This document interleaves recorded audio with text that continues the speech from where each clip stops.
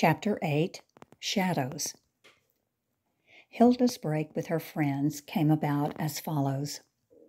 Early in February, she ran up to the White flat one evening. Neither Lydia nor her husband had been around to see her in more than a week, a thing which seldom before happened, and she came to find out if anything was wrong. Something was wrong. Lydia was distinctly unfriendly and let Hilda see it the moment the latter entered. She was dazed by her reception. It was entirely unexpected. A suspicion flashed through her mind. Perhaps her friends had in some manner learned of her, Hilda's, past, and that accounted for the change in them, for their sudden coldness. Directly this thought came to her mind, corroborative evidence seemed to follow it. Mrs. Vassick, too, had not been as friendly with her of late as was her wont.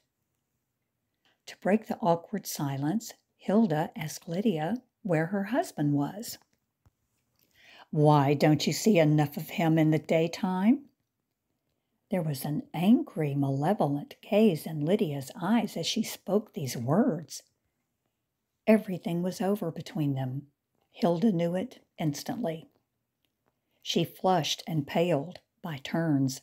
She was frightened at the sudden crash of their friendship, but she was relieved that her past had remained undiscovered.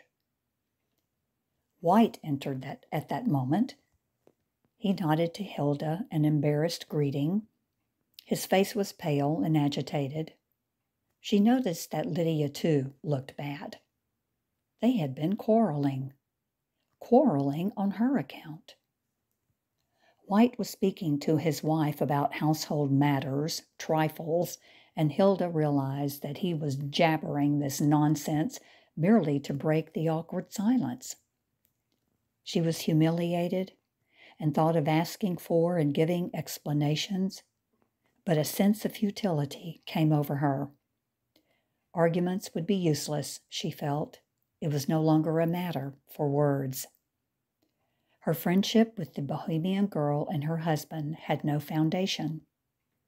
It was a whim, and the whim had passed. Lydia did not want any more of her, did not wish her around. It was a chapter to be closed. She got up and bade them good night. When she got to her room, she lay awake and thinking for a long time. There had been not the slightest reason for Lydia to make the attack upon her which she had made. Hilda's thoughts had been pure, and her conduct had been as pure as her thoughts. There had been nothing in her relations with Mr. White to justify his wife's suspicion. The proximity of her place of work to the cafe where White was employed was entirely accidental.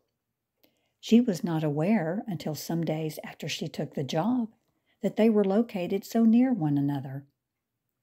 Once, about 10 days earlier, she and White had met on the elevated platform and rode to work together. It was she herself who told Lydia of this chance meeting.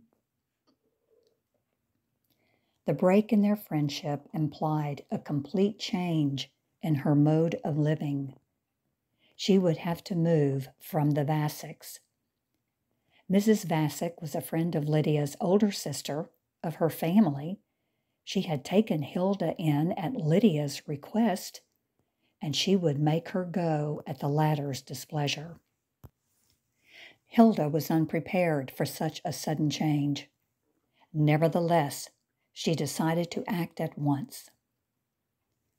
After breakfast the next morning, she sounded her landlady. Perhaps Mrs. Vassick needed the room. The landlady was embarrassed. She did not need the room, and after Hilda had moved, she would rent it to someone else. It was hard to tell her to go. Mrs. Vassick was not at all convinced that Hilda was guilty of any indiscretion, let alone a wrong toward Lydia. But it was equally unpleasant to have her about. and she took refuge in turning advisor. What Hilda needed, she was saying, was a little flat, all to herself. It would not be more expense in the end, and it would be ever so much better for her to be alone. It was hard to find comfort with strangers. With a child, one needed a little home. "You are not staying in New York for a month or two," the landlady expostulated in her mixture of English and Bohemian, which Hilda had come to understand very well. "You will most likely be living here for years to come, so you might as well furnish a little home of your own." Here she plunged into details of furniture buying and the plan of paying for it by installments. Hilda looked crestfallen. "But there is no hurry about moving," Mrs. Vassick attempted to ease things for her. "Take your time. Spring will soon be here.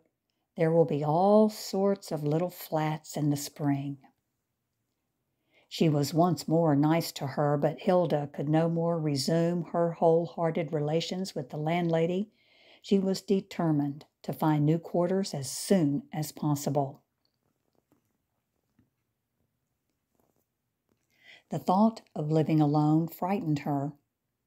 It opened up such vistas of solitude and loneliness, and required a mental attitude which Hilda still lacked.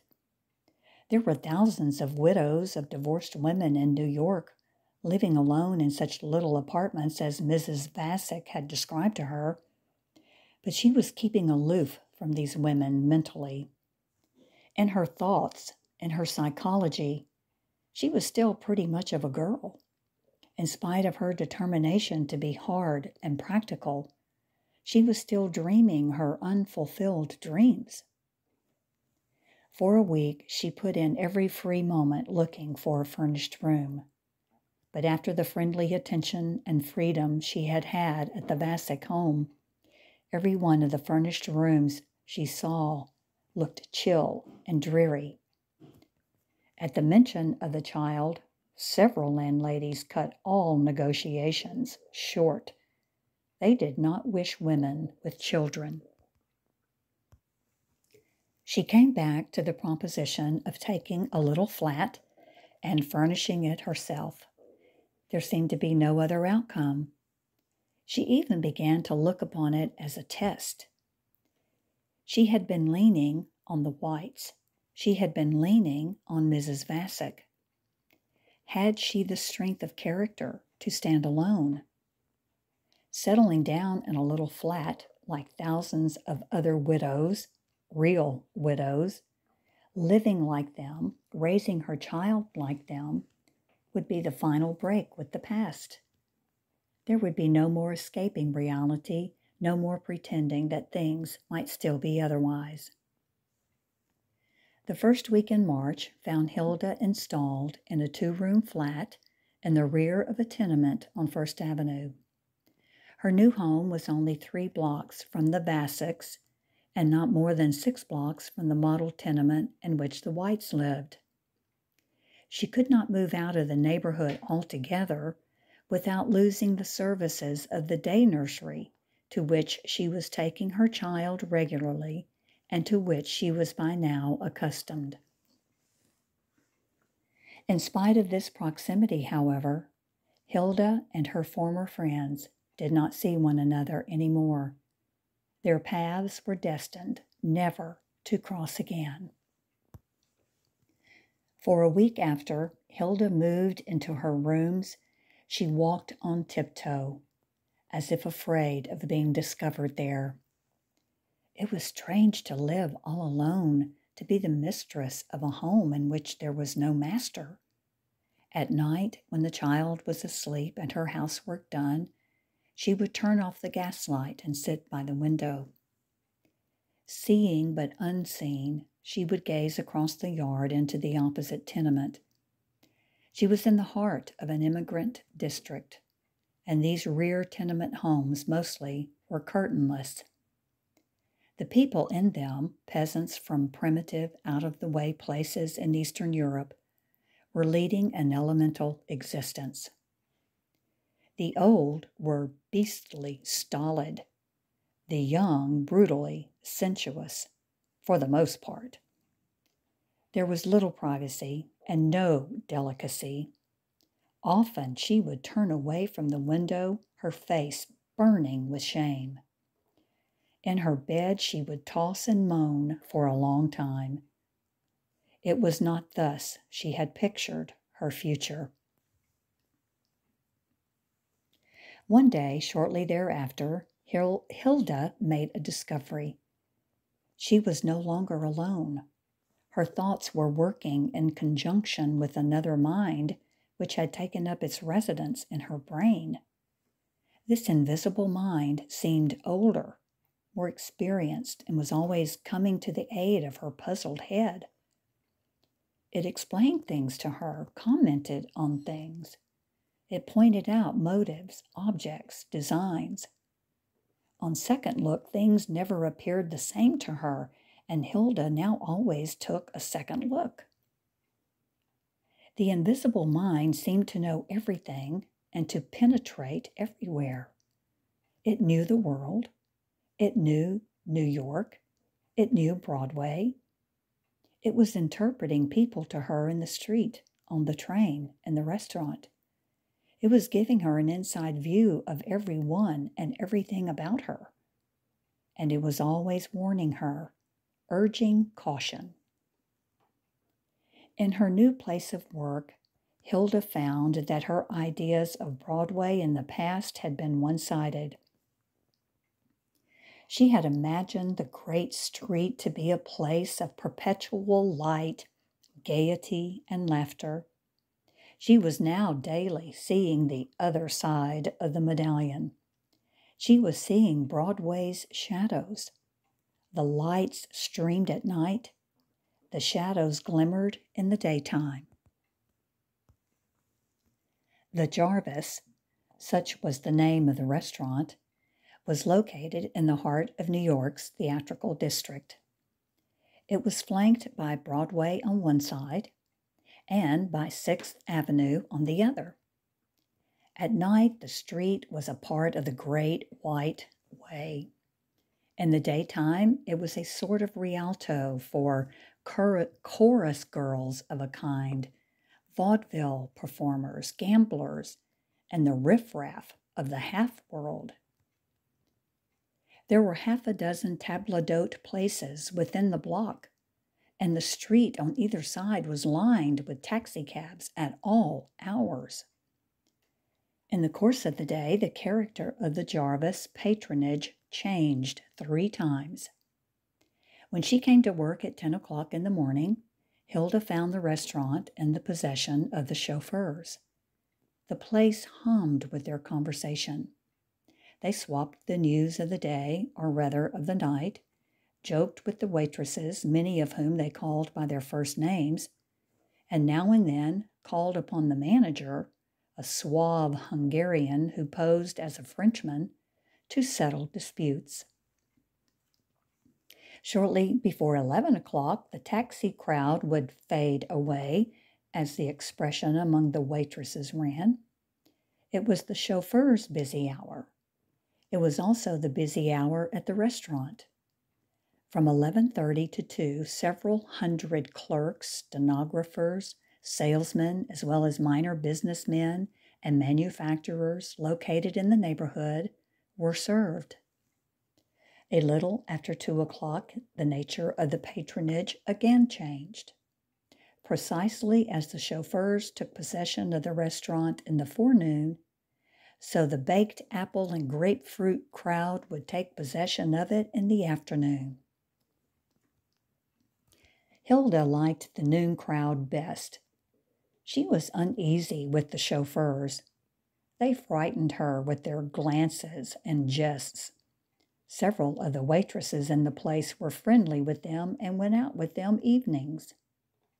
Some of the chauffeurs were importuning her also to go out for rides. One of them, Dick Malloy, was especially persistent, and whenever she had to wait on him, she was nervous and ill at ease. "What do you say to a little drive this evening?" Malloy would invariably begin. Hilda would not answer. "Come on, kid, have a heart." He would attempt to be jocular, and his smile would send a chill down Hilda's spine. She could never tell whether the chauffeur was young or old, a boy or a man. Varying with the occasion, he could pass for 24 or 40. His face was thin and boyish, but his hair was beginning to gray at the temples, and his eyes were old and cynical. Among the noon crowd, there were also plenty of men who were inclined to season their lunch with flirtation. The haste, however, with which the orders had to be filled gave Hilda an opportunity to ignore many an ingratiating smirk, yet without leaving the customer offended. It was all charged up to the rush. But even more than the chauffeurs, the late afternoon crowd disturbed Hilda. While waiting upon the afternoon customers, she had the sensation of standing on a precipice, a mad whirlpool seething at her feet. The baked apple and grapefruit crowd consisted of young women, many of them mere girls, who wore their feathered headwear and French heels with peculiar conspicuousness. At the Jarvis every afternoon they met their friends, immaculate young men of uncertain occupations. Respectability was the watchword of the Jarvis management, and this afternoon patronage was referred to as the theater trade. The girls designated as chorus girls. The waitresses adhered rigidly to this legend, but the patrons themselves were constantly exploding it. The talk at the small marble tables sizzled with references to raids, bail, police. The girls, some of them pathetically young, were remarkably well instructed in the ways and procedures of the courts of law and discussed intimately jail sentences, parole, reformatories. At times, a strange secretiveness peered out of their childish eyes. The movements of their men, their companions, were nervous and jumpy for the most part. The dread of the law seemed to hang over all. Hilda was forgetting what little practice she had on the writing machine.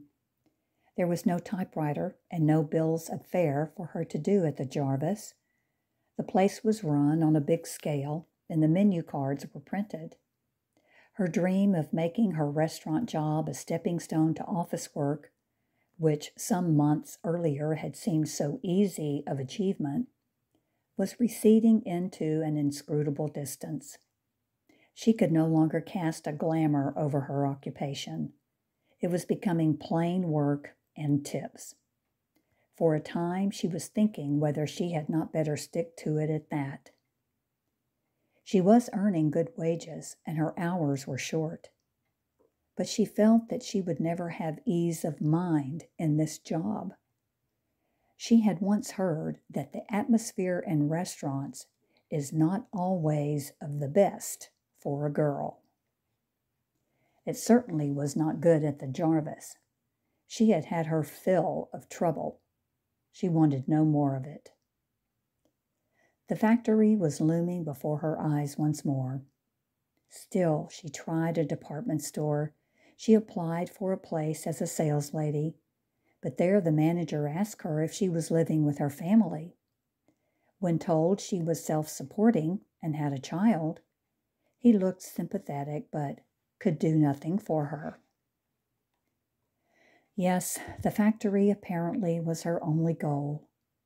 She was resigning herself to her fate, at least until her vision of what was to come after the factory was too vague to be put into concrete thoughts. She was faintly dreaming. She was in no hurry to leave the restaurant.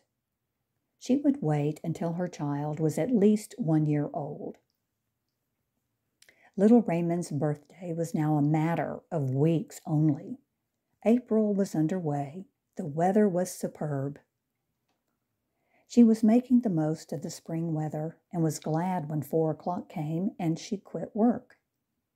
Sometimes she would rush straight from work to the day nursery, take her child and go to the park with him. Then again, there were moods when she wished to be alone. At such times, she would walk up Fifth Avenue and stroll through Central Park. It was good to feel the green grass under her feet.